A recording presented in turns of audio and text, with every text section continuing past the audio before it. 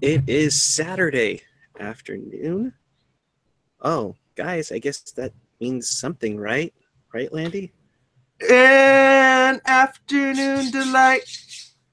That's right. It is Skyrockets in Flight, Afternoon Delight. Although I'm sure some of you are still in your beds. Yes. It is Saturday afternoon, October 28th, 2017. The Sharks beat the Sabres in Buffalo? Are you kidding me? Really? Really? Yes, really. By the score of 3-2, the Sharks beat the Sabres. Welcome to Teal Town after brunch. This is your live interactive Sharks postgame show, and to be part of the show, chat with us and Sharks fans in the YouTube chat or on the page or on the app.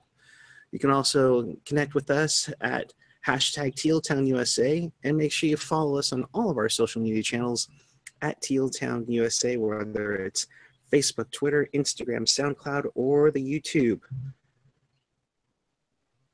Hi, everybody. It's me, Eric Curry. You can follow me on Twitter at PuckGuy14.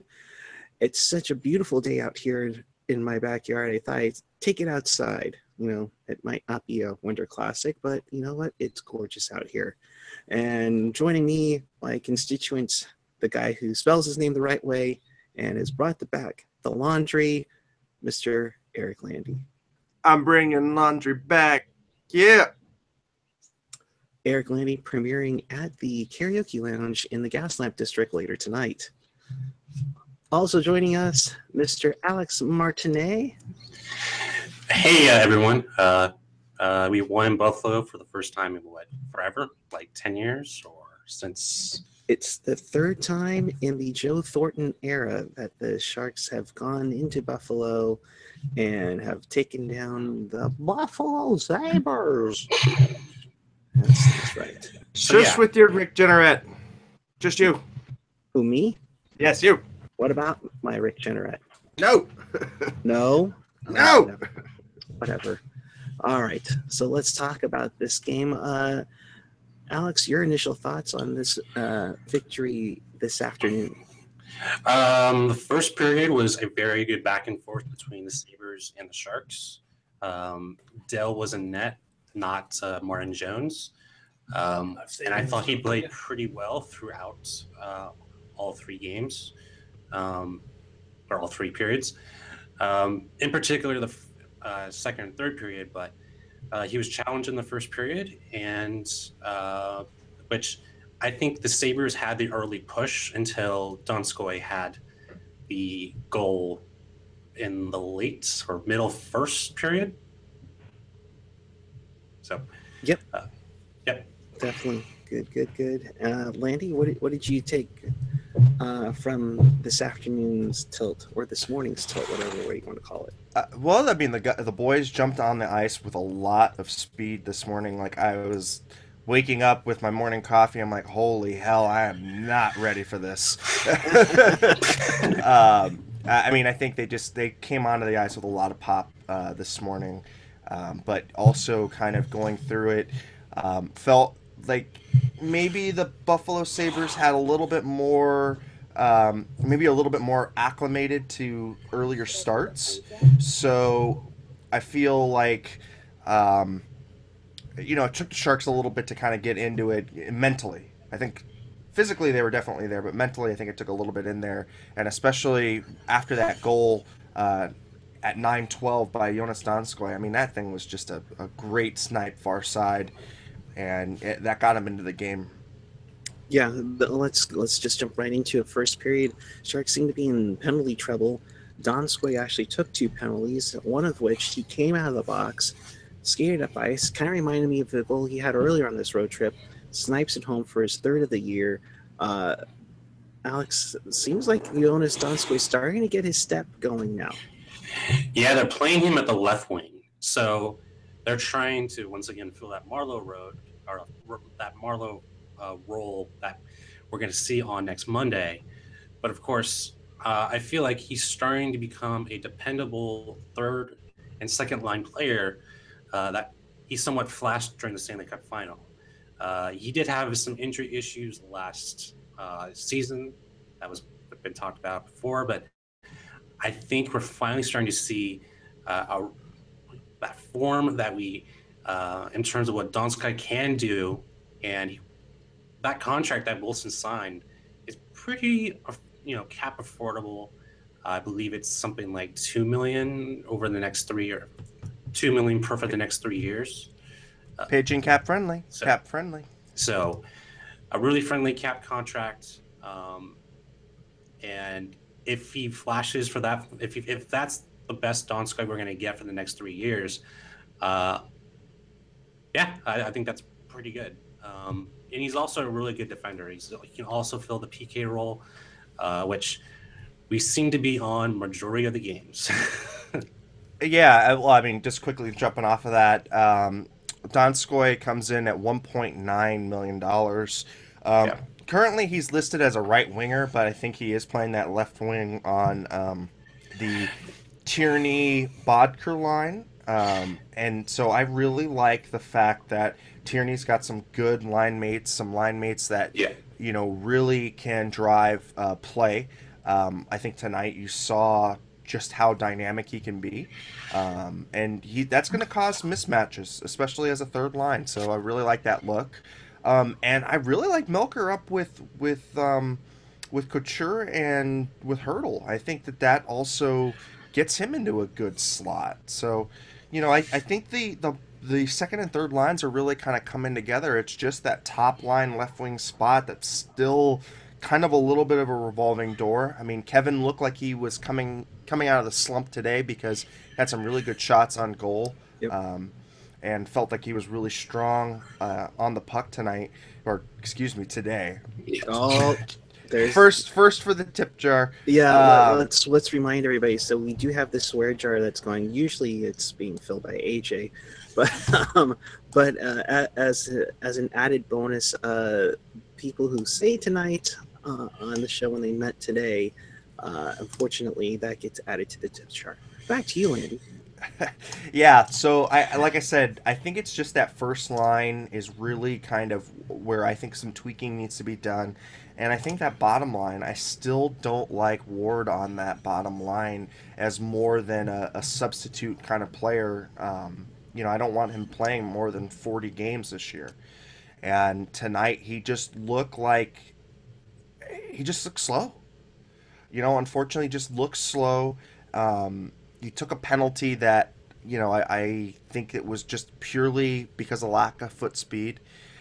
And honestly, I'd love to see Carpenter saddled up with Gaudreau and with Meyer. I'd really like to see what that looks like. But sorry, Alex, go ahead. No, what I was going to say was that it looked like they moved down Hurdle to the third wing or third line just because of how much time they're on the PK, just to give those three lines some depth and some power to them. I think Hurdle was shifted down a couple because of the PK, because he does man the forward line with Tierney. So I think the first unit PK is Tierney and Hurdle. And so I think that he was shifted down. I believe it was in the second period, was shifted to the third line wing spot after a PK. And I think it showed up a couple of times, but he did go back up with Couture because he had an assist on that last goal. Yeah, but I did like that change, though. I did like that Pierre DeBoer was still trying to, make switch the lines up and not be stagnant, keep the lines moving, at least give some rest for your power or for your penalty kill unit. Because I thought that was eventually going to cost us because we were 1 for 4 or on the PK. We were 1 for 5. 1 for 5. And I should have been 2 for 5. I didn't think the goaltender interference was too bad, too offensive. Hey, we all remember the Tommy Wingles phantom goaltender interference from a couple of years ago. So Landy, which one though? Yeah, there's a few makeups that are needed to be done. That's but true. Yeah. But let's get into the goaltender interference call. There was some contact by Sam Reinhart, and it was maybe a couple of seconds after the the puck went into the net from Jack Eichel. I was at first I was like, no, they didn't, and then I was like, okay, that seemed, it seemed like it was one of those classic PDB challenges that just kill the momentum a little bit. Let's just kill it. Not gonna have my timeout for the rest of the game. Then you look at the replays. Like, okay, that maybe there. But guys, what did you think of that? Is that something you're glad that's called? But are you also concerned about this stuff kind of getting The precedent set? Yeah, having the precedent set of sorts with this goal callback. Well, first off, go ahead, Alex. I want you to start off on this one. Well, I thought the precedent was sent 2 years ago when they started to actually do replays, and I feel like there's been enough time when referees understand, like, okay, or even coaches understand that this call is not going to count or it's not going to get overturned, and so what's the point? Where I'm worried about replay is on offsides, because I think the new rule is if you challenge offsides, you get a penalty. I think that's a little bit extreme. You shouldn't get penalized if you want to make sure the call is right on the ice. But as long as they're making sure the goal counts, the play on the ice counts, it's good. I don't mind at all. The goaltender should have the right to go from the left to the right side of the ice, or to the blue center of the ice, or the blue dot, at all times. That's his zone. That has changed certain player styles, the play types, where you could just stand in front of the goalie and screen. I haven't really seen that person, that type of person, be effective as much since that rule change. It seems like the NHL is trying to eliminate that play in front of the net, screen the goalie, so shots like Burns can get in front. So we get Tip Pavelski working, but it just seems like that is a dying trait of the NHL right now. Yeah, I mean, so I think where I'm going with this is just wondering, okay, so we saw tonight that there was definitely contact, and definitely Dell couldn't reset quick enough. So what is going to be that time in between a goalie getting contacted and what is enough time to reset? Because it looked like he had maybe 1 to 2 seconds to reset his position to get into a mode to save it. So, I think what needs to be a little bit more transparent, or what needs to be, maybe there's an internal memo in the NHL or something, but a way for us as fans to say, okay, if he gets hit within, if he gets contacted with, and 3 seconds, 4 seconds, 5 seconds goes by, and he's able to reset before a goal is scored, is that goalie interference or is that not? And if it's within that 5 seconds or whatever the amount of time the NHL sees fit, does that negate or allow a goalie interference? And I think as fans, that has what we've always kind of questioned, is what is the precedent being set, and what is the exact letter of the law, and all of the little minute details that the NHL is looking for. Because I think that's what really makes fans the most upset, is that, yeah, the NHL has done better about explaining calls and, put up these videos, kind of explaining and going through what they're thinking. But have they actually really spelled out and being really transparent? This is what we're looking for. This is what we have as an idea of what goalie interference is and what it isn't. And you know what? I'd hate to say this, but there might not be a precedent. It might be just winging it every time. Every goal is unique.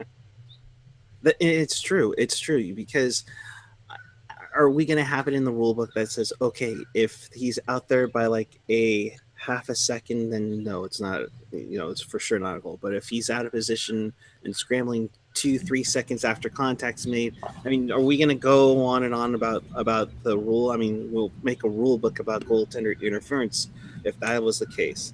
Right, and then you have some of these goaltenders who will try to weasel the system. I can just see Mike Smith, somebody running into him and him flopping over like a starfish, like, oh my God, somebody hurt me, somebody's scoring, and then they call it back because he's making such a big deal about it. Yeah. So it is like Juan Timer says. Oh, I get it. One timer, Juan Timer. Too many variables to have a super hard rule. Agreed, but like I said, I think I'd like to see what the guideline is at least, or some guidelines posted. Yeah.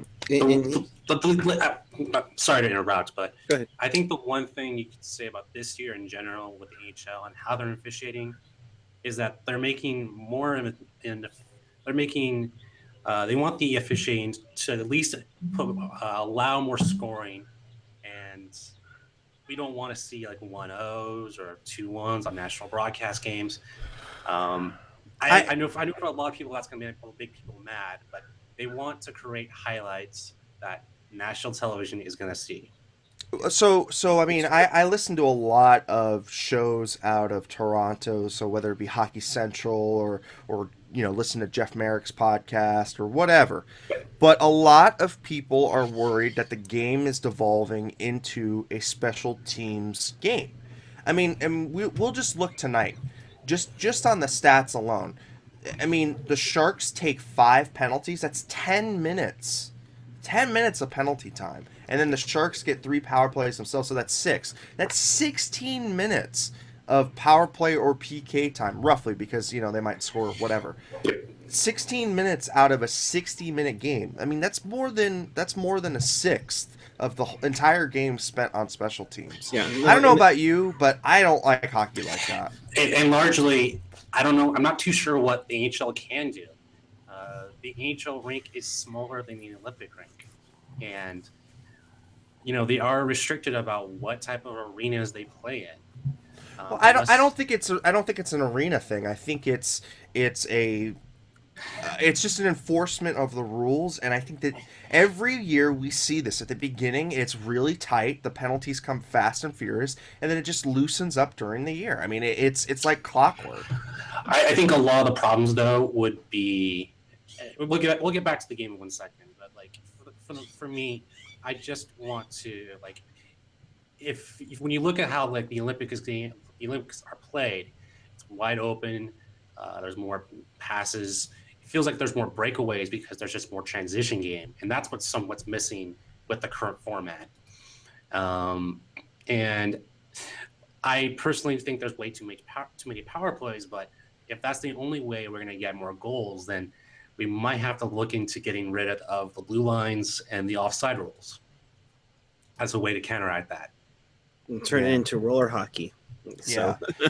All right. So getting back to the game, because I know Puck Guy wants to get back to the analysis. So we'll go. No, but I mean it's. Yeah, well, I was just saying, let's continue on. We'll continue on with the penalty chat after we finish recapping it, because it's an interesting thing, especially in the first month of the year. I would have thought that we would have seen a decline, but we'll get into that in just a moment. But second period now, Ryan O'Reilly, 2:55 after Ward takes a penalty. It's a power play goal, and I think it's one in quite a while that the Sharks had given up. So they were 16 for 16 going into that penalty kill. So I think, 16 straight that they had killed off. So, I mean, O'Reilly, it was a great play by Okposo. I thought carrying the defender out left some room open for O'Reilly to bury his 4th of the year. Yep. And then with 5:09 left in the period, you can add one more to the population of Bowmanville. I looked at the replay on NHL.com. By the way, just a quick shout out for everybody who does like the NHL.com product. If you're a student, you get a student discount. I picked mine up for $69.95 for the entire season. So if you're a student, look for the student discount. Also military discounts on there for NHL.com. Especially if you're out of town like Landy, because then you can catch all the Sharks games. Yeah, so I have both the center ice package for DirecTV and I have NHL.com. So if I'm out and about, I can pull out my iPad and be like, I'm watching Sharks. So back to the game though, busted coverage. It was just that 19. It was Joe Thornton, Joe Pavelski, and Kevin LeBanc, and Kevin LeBanc did not look good defensively there, and you can just see kind of Thornton and Pavelski kind of get stuck on that shift in their own zone, kind of hemmed in. So he did not have a great second period at all, and I would say that was his weakest on the road trip. I just think that people are starting to toughen him up, play physical on him, and take away his speed. I didn't really. I think he fits well with Hurdle when Hurdle plays on the center, but I thought the other player that I saw kind of didn't do so well that period was Joakim Ryan, who I felt was turning over the puck just like Burns, just at the same rate, was causing those transition opportunities for the Buffalo Sabres. So there's a lot of things that I'm worried about those two players, especially right now. Yeah. And moving onward into the end of the period, a nice play by Chris Tierney along with Melker Karlsson, along with Timo Meier. They both got an assist on the Cobras' second on the year with just 12 seconds left to go in the second to tie it up, change the complexion, I think, of this game and of the period when they went in for intermission, guys. I think that was a huge goal by the Cobra. Tierney. Yeah, I mean, I think,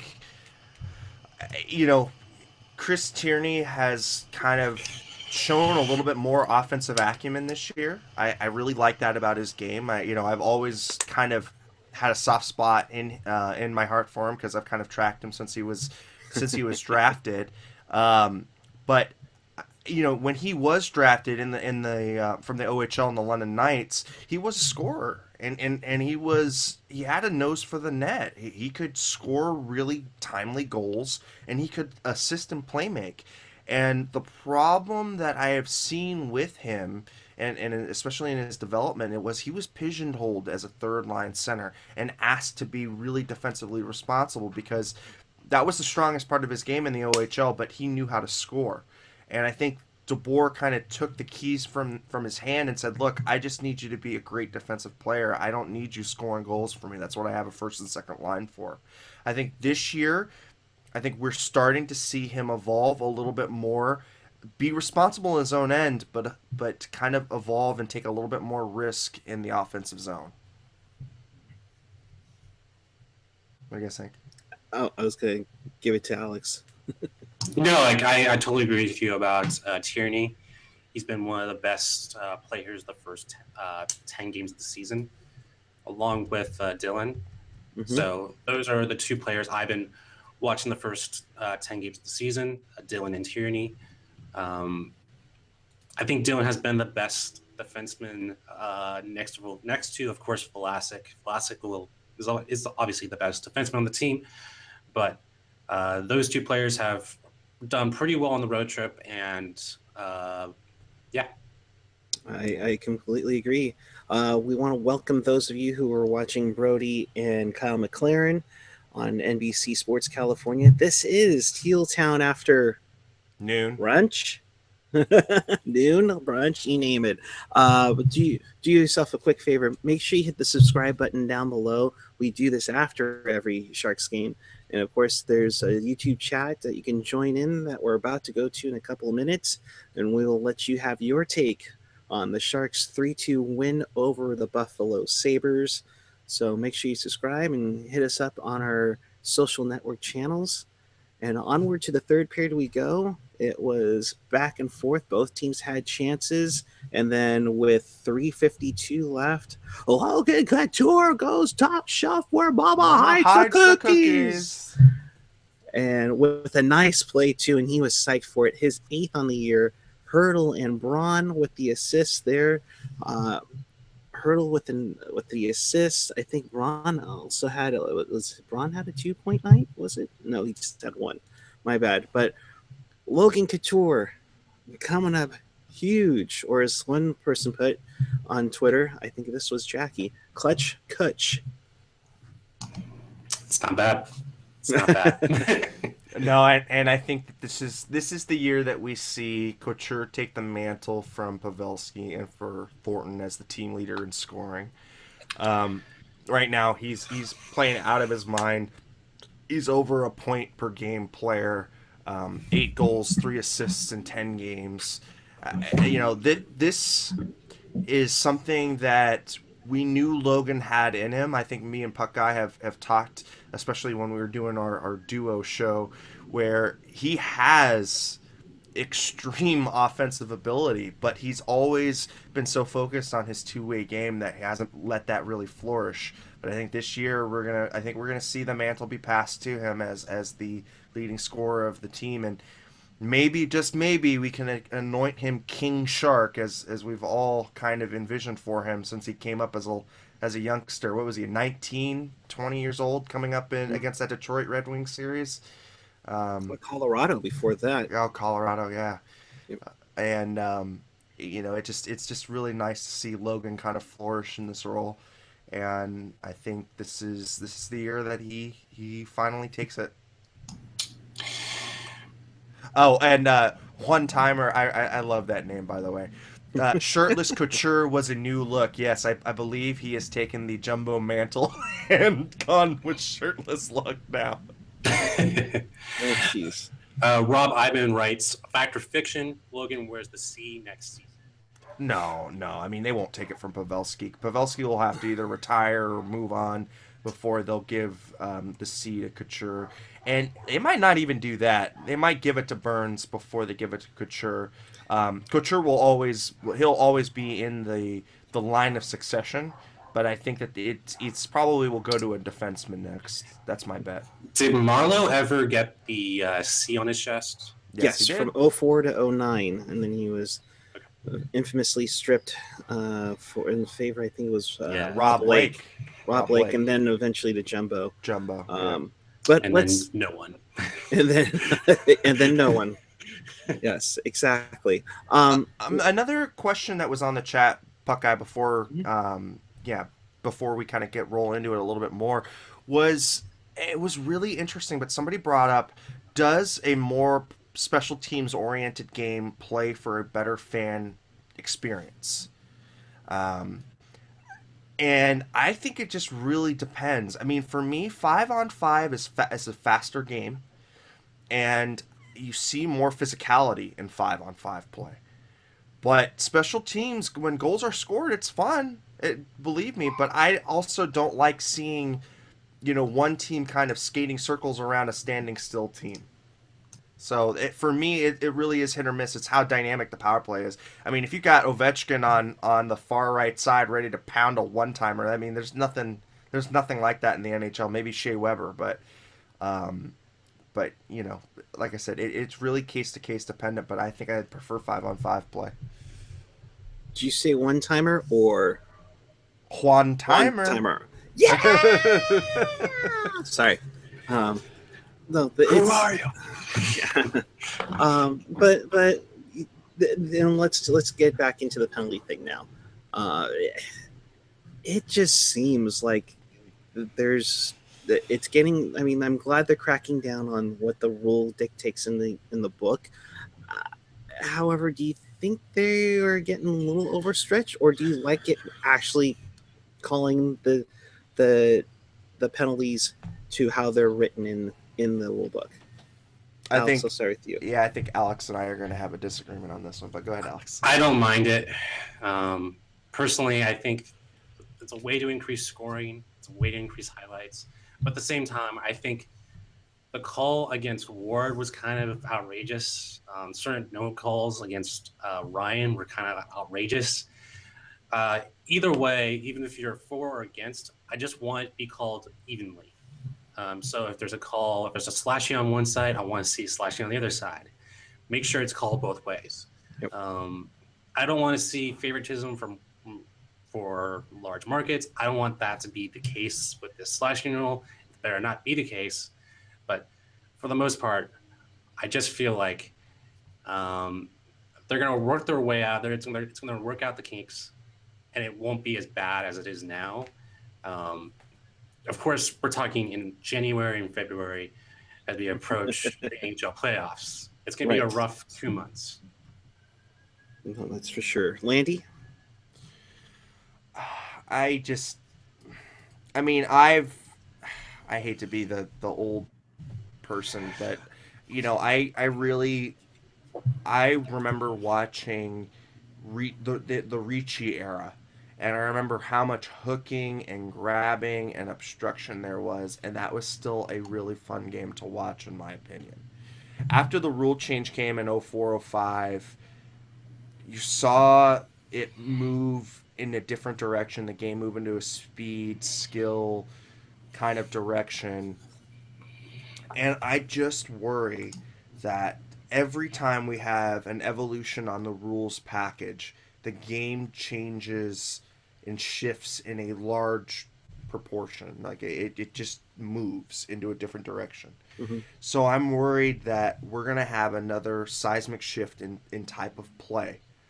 And right now, I think the game is as good as it's ever been. I think it's as fast as it's ever been.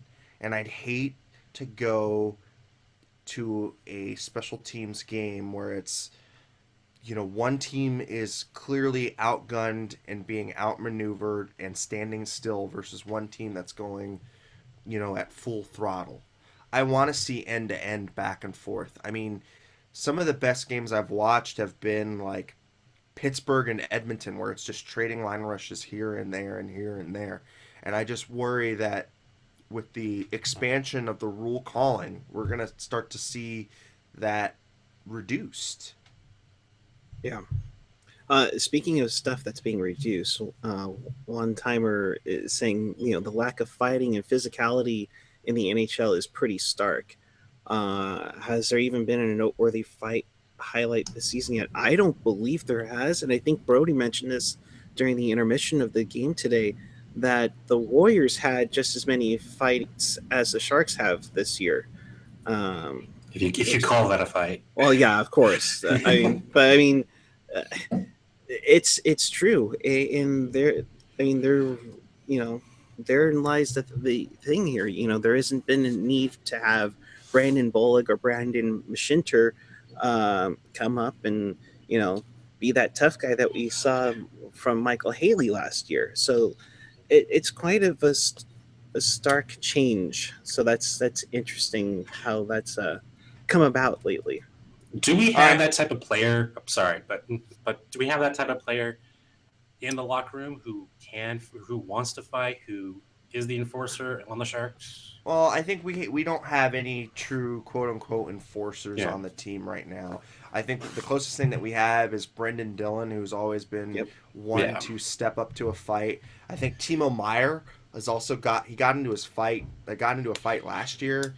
So he's not too shy about dropping the gloves, just kind of running down. I mean, we know Thornton has done it from time to time, but not really a big deal. Pavelski's done it once or twice. Couture's done it once or twice. But really, I think it really falls on to Brendan Dillon, unfortunately. Yeah. I think it's more just a reflection of just the Sharks locker room, what type of players we have. And I know the Ducks have been fighting, but it's just what type of locker room and what is currently going on in the locker room. Are we winning or losing? We are 6-4 currently. 5-5. 5-5. 5-5. I thought we were 6-5. Whatever. 5-5. We aren't tanking. Things aren't going bad. We aren't the Oilers. If things go ahead. If things start going really bad and the locker room starts to get, just desperate, that's when we start to see the gloves come off and we start to get really worried about what's going on between Thornton. Does he have enough to fight? Those are the questions I start to bring up when you start to have a team that's not going the right direction. And I thought we might have seen that on the road trip because I didn't think they played well on the homestand. And luckily, they played better away than at home. Hopefully, that's not a trend. But just in general, I think that's just more a reflection of the team that we currently have suiting up. I feel like the Sharks have kind of lacked cohesiveness as a unit. I think that right now the games that they are winning are very much one-dimensional. I think they're very much centered around one player having a good night. I mean, there's some nights where it's kind of more spread out than others, but I'm asking, where is Joe Pavelski right now? Where's Joe Thornton? And where's Brent Burns? I mean, these three core players have yet to make a serious impact this year.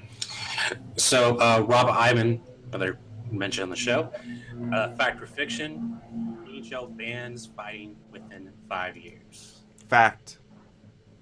I would say if you bump it to 10, then fact. But no, it'll be 5. It'll be 5 because the way that the NHL adopts rules is they filter from minor hockey upward. Yeah. So as a minor hockey player and a youth hockey player, fighting has gone dramatically down in the OHL and the QMJHL and the WHL. And it's the same thing that with the visors and face masks and how those rules evolved. And it starts early and young, and then it filters upward. That's what they did with the OT rules, right? Yep, they did with the AHL first. Yeah, they would always experiment with the AHL first, and then it would progressively expand out. Kind of going on with what's going on in the chat, Skylar Greenberg brings up a good point too. Part of it though is the Sharks aren't playing any rivals. The only rivals we faced so far is the Kings, which was the second game of the year. We've been playing almost nothing but Eastern teams so far, and that brings a very good point. It's like you're unfamiliar, so there's not really those little hustle and bustle. Yeah, we had some pushing and shoving with Boston the other night, but there wasn't much to get upset about. Well, I mean, the year that we went to the Cup, I remember that opening game against LA and Couture basically just flipping Milan Lucic. Yep. And that was, I mean, they came out with a bunch of gusto that year. And the Sharks didn't do that this year. They've looked like they have treaded water into the season, and like I said, they just lack cohesiveness right now. Tyler, what are you doing? Tyler writes, will Thornton fight Marlowe for Benny and the Sharks? That's right. He's just going to drop the gloves. Center ice. Pre-game warm-ups. Yeah. And they're just going to go at it like crazy. Yeah. One thing before we put a bow on this game, Aaron Dell, I think we need to give him some kudos. He made some nice saves in this one. I thought there was a goal. I think it was maybe the Pominville goal he would probably wish to have back, but he made 31 saves this afternoon. I thought he looked pretty solid throughout, guys, and I'm glad to see that the world's okayest goalie is getting a little more time this year. Yeah, definitely. He's already played 4 games this season, so that's really good. Standing right now at a 2.41 goals against average and a 907 save percentage. His save percentage was hovering around 929, and I think the last game that he went out was kind of a little bit of a backbreaker on his goals against, but he has done everything a backup goalie has to do to let his team win, and really it's given Jones a lot of rest. So I think we're finally seeing DeBoer finally believe in Dell and be like, okay, I don't have to worry that he's a complete train wreck like Alex Stalock. Yeah. Alex, what do you think of Delicious so far? I think this is more about saving Jones in the second half. Mm-hmm. The second half is where you start to get the playoffs, you start to build that steam towards it. Again, Dell has been a solid backup for 2 years. I didn't think Stalock was that bad. I think it was just a reflection of the defenseman we had at the time. But back to Dell, I thought he was solid in net. Didn't have a lot of big rebounds. I thought what was more surprising about Buffalo is that Eichel wasn't on. He didn't really play that much in the third period. It seemed like he was missing in action, and he was not playing during the final minute of the third period. I'm not too sure what was going on with that. Was the coaching decision? But it seemed like we got kind of a lucky break when the coach left him out. Which is quite interesting if that's the case. Yep. Yeah, I'm just gonna do a quick Twitter search for Jack Eichel and just see if there was anything kind of brought up yet. But that was like my main takeaway from that 6-on-5 during the empty nets. You have your premier birthday boy, I believe, not just sitting on the bench. Like, what is going on with that? That's what was more surprising. With he was my breakout candidate this year, and I'm just surprised what was going on with that. Yeah, and exactly, the birthday boy. He's turned 21 today, and here's something on Twitter right now from Wheeling Problems. Jack Eichel pretty rattled that he lost on his birthday. He breaks his stick as he walks back to the locker room after the game. So quite interesting there, guys. Yeah.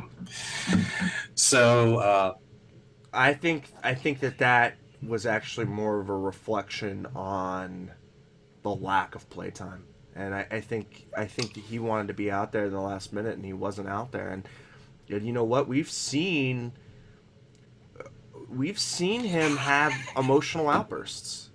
Jack Eichel.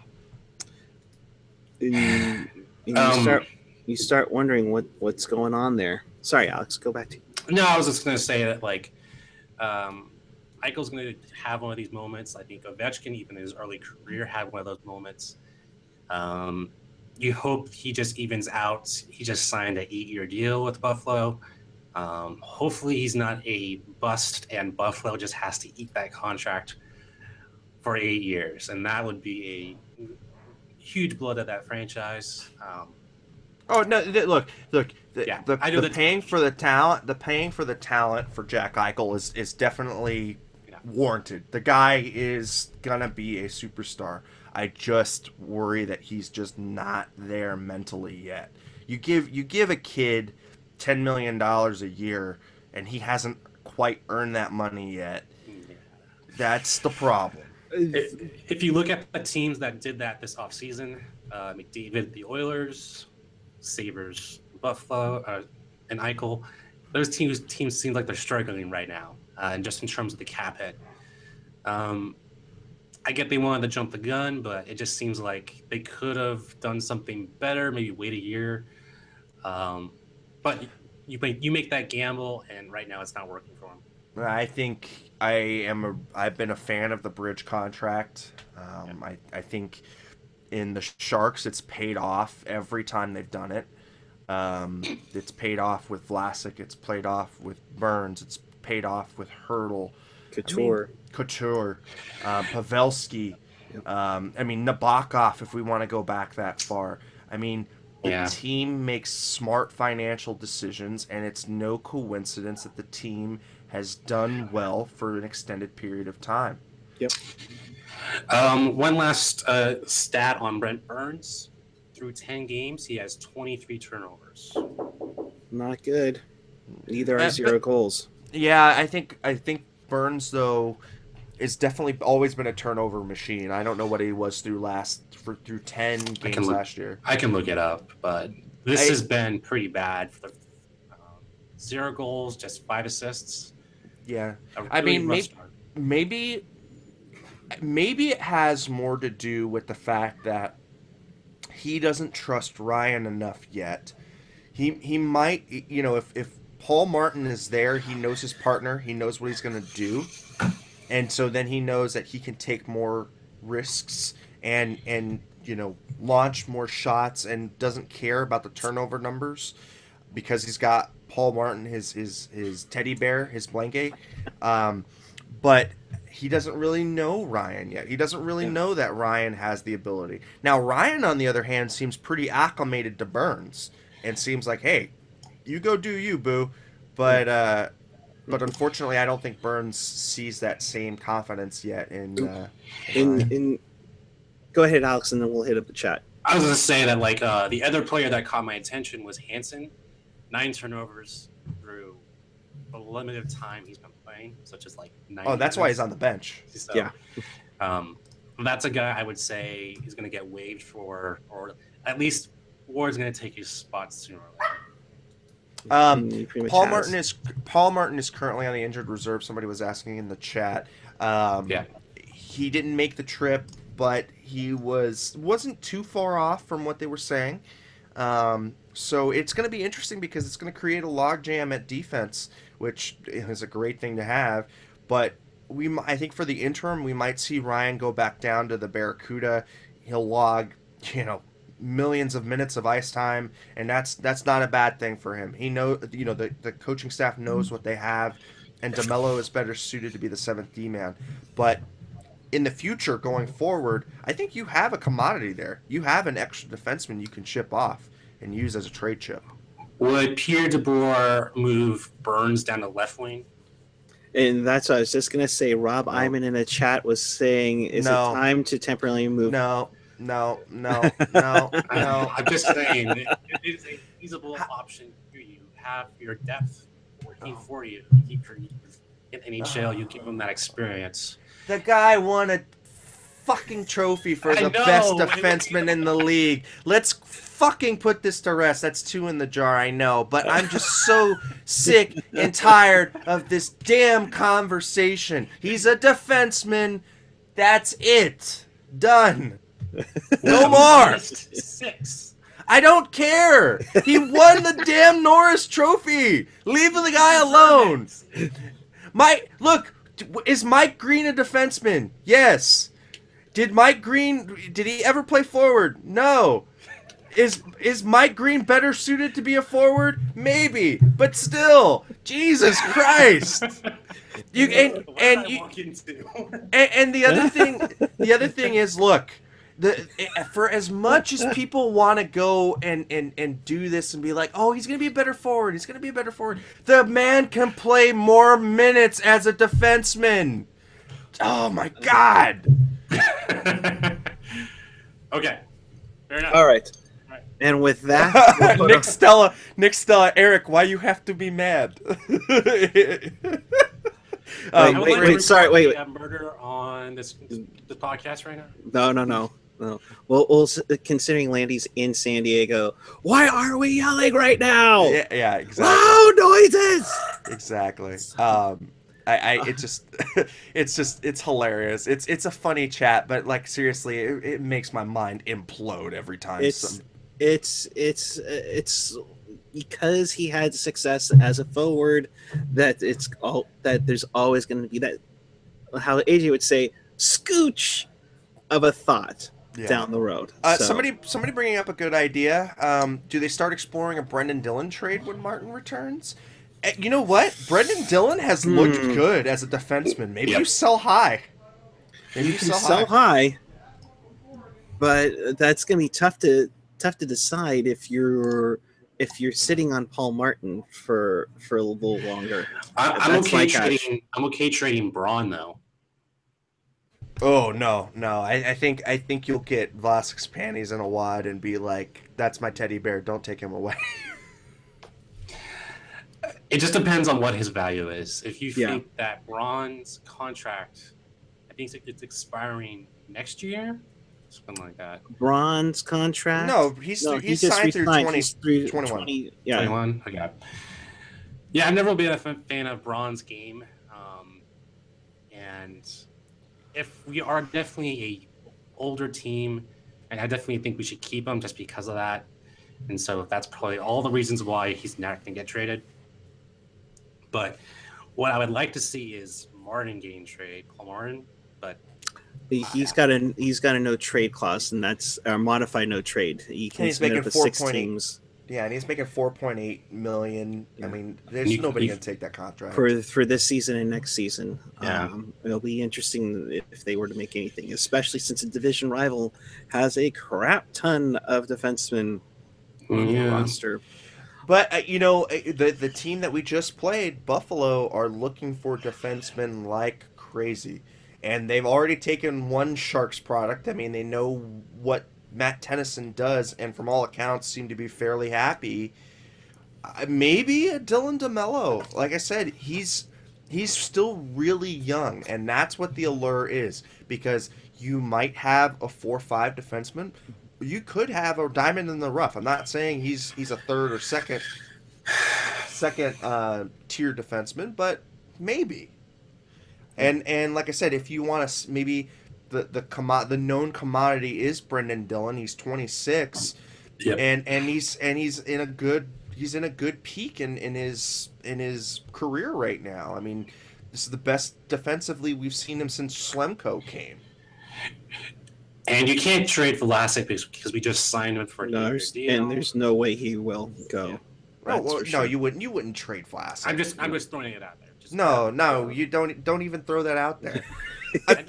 Look, if he's good enough for Team Canada as the second defenseman playing with Drew Doughty, he should be good enough for the Sharks.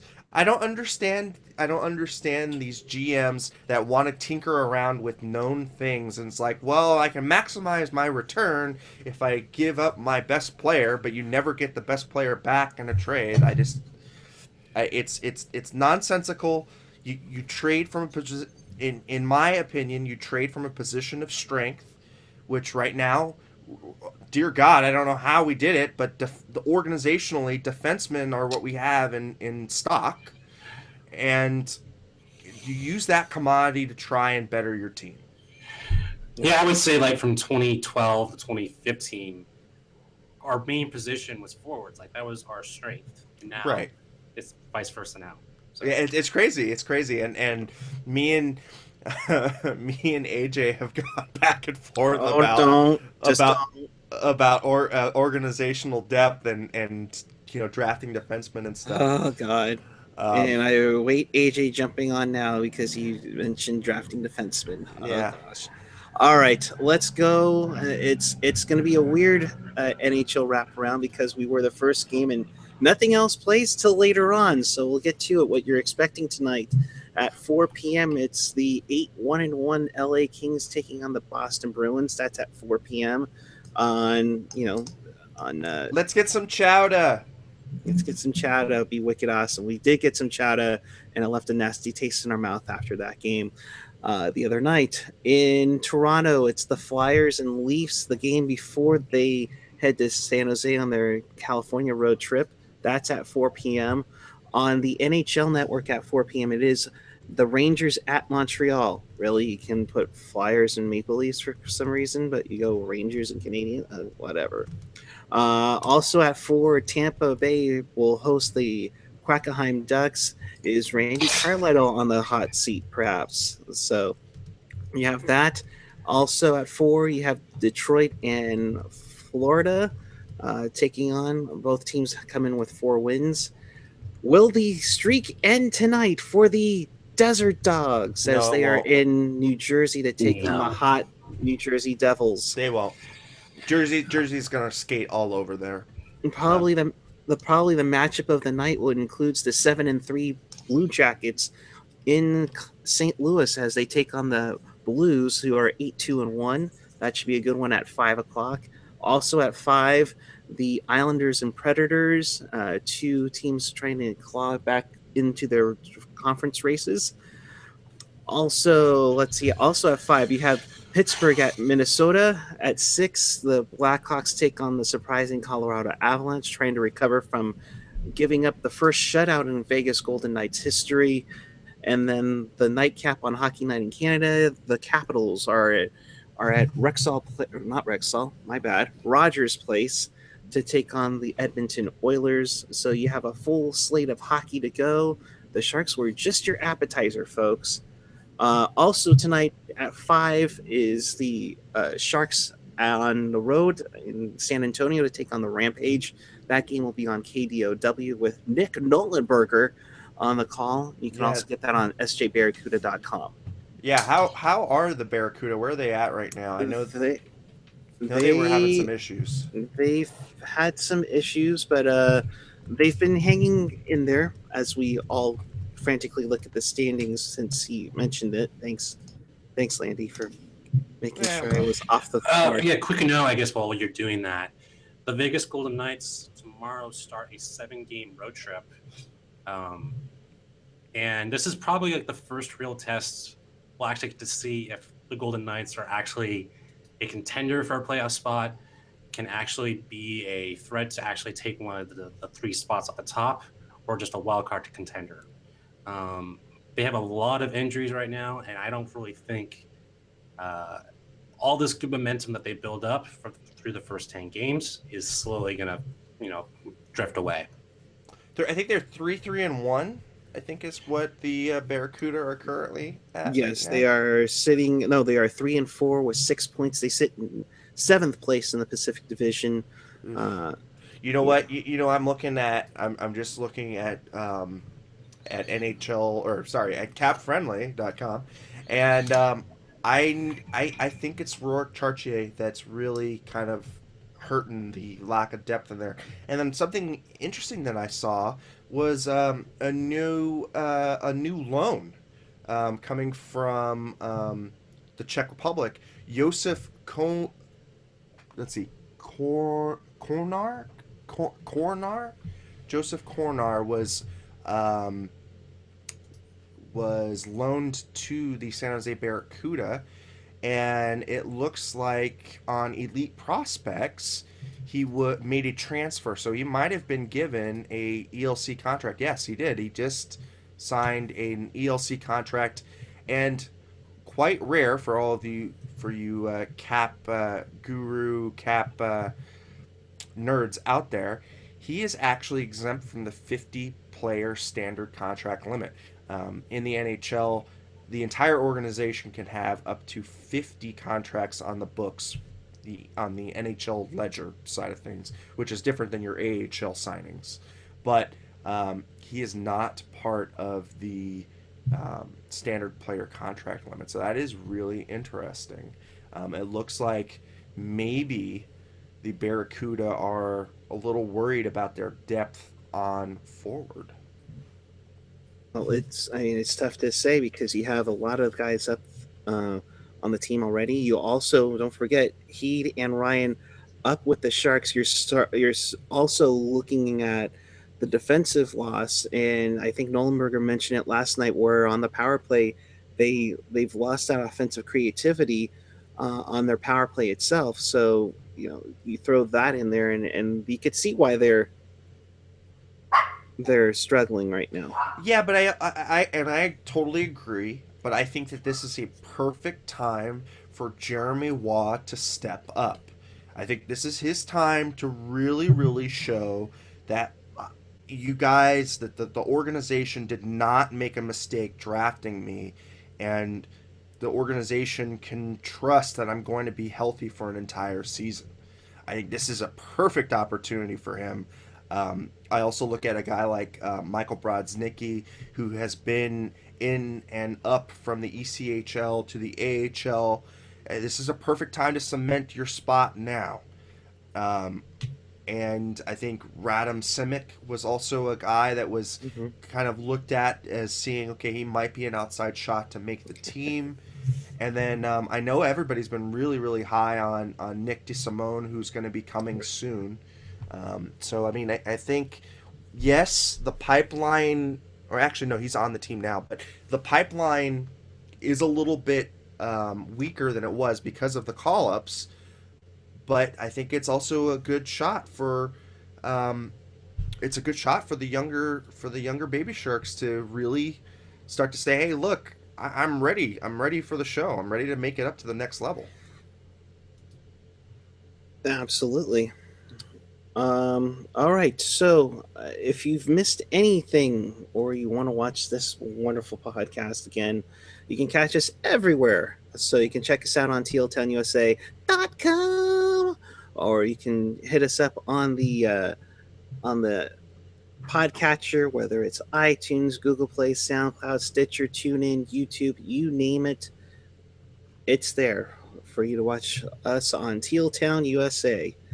And with that, Let's get you prepped for some game Monday. Supposedly, a former Shark's coming back. Yes, Roman Polak is coming back to the Shark Tank, folks.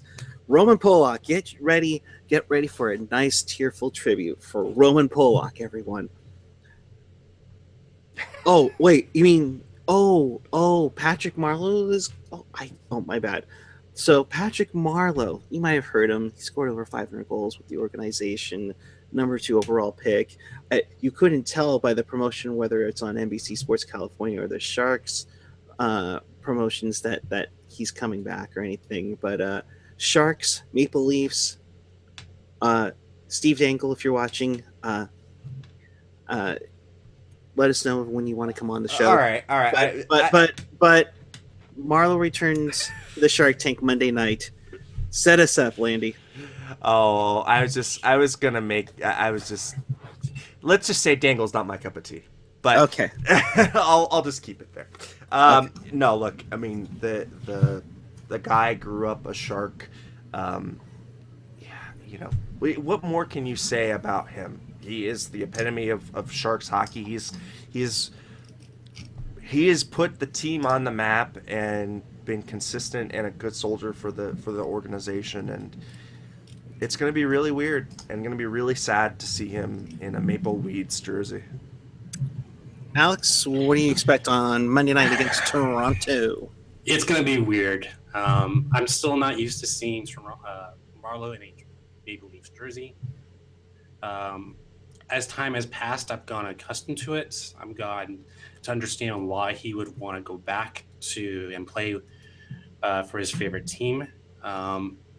With that said, regardless if he plays for Toronto for 4 or 5 years, I think his contract is only for 3 years. 3 years. Yeah, 3 years. It won't replace the 19 he's been with San Jose. He's still the Mr. San Jose Shark. He will always be that. The first 2 numbers that will be in the Raptors will be Marleau and Thornton. And that's how it should be. A quick question for everybody, and this was something that I was thinking about too. Because Marleau has now played for Toronto and gotten a lot of media attention, do you think his Hall of Fame bid goes up or down? I think a large reason why he went to Toronto was to get into the Hall of Fame. And if it all depends about what happens in the playoffs. If something happens with the Maple Leafs, they don't make it to like the first round or they get knocked out again, I think the stigma around Marleau will always be he was never a playoff performer. And that will haunt him when Hall of Fame calls. With Thornton, he's stuck with San Jose. And for a lot of people, that will probably be more important. So, it just depends on how you look at what happens with Toronto. If he hoists the cup, he's an automatic shoe-in Hall of Famer. Yep. But, is Thornton a Hall of Famer? Yes. Just because he has a ton of points? Yes. Fine. Yes. But is Paul Correa a Hall of Famer? Yes. Yeah. But there's been plenty of players that have been great to the game, great for the, speed of the game, mattered how important they were to the game. But Marleau will get in regardless because of how important he was just to San Jose hockey and just North America or California hockey. And I think that's what his mark will be. It's an interesting standpoint, and you made a great point there, Alex. Is he going to be in the Hall of Fame, and did he go to Toronto to increase his Hall of Fame status? That might be. That's pretty interesting. It's a pretty good point because you can't get any closer to the hockey mecca than Toronto, as opposed to playing your games 10:30 out on the West Coast and when you're on the East Coast. And he really didn't get that much respect. But it seems magically all of a sudden, now that he's in Toronto, he's like this great performer for years, and now they're talking about him touching the Gordie Howe, the ever coveted Gordie Howe games played mark, like I think that's what gets him in. I don't think it's points. I don't think it's goals. I think it's the number of games he's going to play. Mm-hmm. And not just that, but also how many games he's played consecutively. I mean, he's no Jarvis, but I mean, he's getting up there with that. So I think that this has maybe not exponentially increased his bid for Hall of Fame candidacy, but I think it's probably gone up at least 50% from where it was. I honestly think he's now either he's a fringe first, second ballot Hall of Famer. I think that's what at the end of his tenure in Toronto, that's what's going to do for his career. Yeah. I mean, like for me, the way I look at East Coast voting versus West Coast voting, Nabokov got snubbed plenty of times with the Vezina. Same goes with Niemi. His first 3 years with Sharks. We can talk about Niemi all you want. We can do that with AJ. No, that's not. But like time and time again, when you just look at the All-Star voting, it's always shifted East Coast. But those things matter when it comes to Hall of Fame. Who gets into the All-Star votes? Even with the NHL 100, Joe Thornton wasn't even on that list. Nif Tepets comes in with a great point. If San Jose was Toronto during Patty's career, we'd be arguing if Jumbo should be on NHL 100 over Patty, or if both would be on. Exactly. Yep. Exactly. I thought that list was complete garbage, but that's beside the point. I don't know. The 100 list? Yeah, we won't get into that. But we will get to let's get to final thoughts, Mr. Martinet. Rough month, but I thought the Sharks turned around on the road. But it's going to be weird seeing Marleau in the SAP Center in an away uniform. And it starts a 6-game homestand. So critical that we actually get back to reestablishing home ice. Yep. And things will get a lot tougher in November, December if you look at the home and away schedule. So, yeah. Landy, your final thoughts? Hey, we're almost going to be starting a new month here. Sharkies, I mean, we can get a kind of wobbly October out of the way and really make some hay. And you know what? Agent Carolina, John Scott will always be the best ever. That's right. All-star captain MVP, John Scott. You got that right. All right, so the Sharks beat the Buffalo Sabres by the score of 3-2. They will be back Monday against Toronto, and they do start a nice homestand. Tickets still available. Hit up Maria Brandone on the Twitter machine. You're welcome, Maria. We will be back with you following the game against the Leafs. It should be quite interesting. Bring your Kleenex. I don't think they can let you try that again. I'm already tuning out. I'm already getting verklempt. I know. But we'll be back with you Monday night following the Sharks and Leafs. And until then, keep it real, keep it teal, keep it real teal, and back to break-even fever, baby! Yeah! Have a great day. Afternoon delight.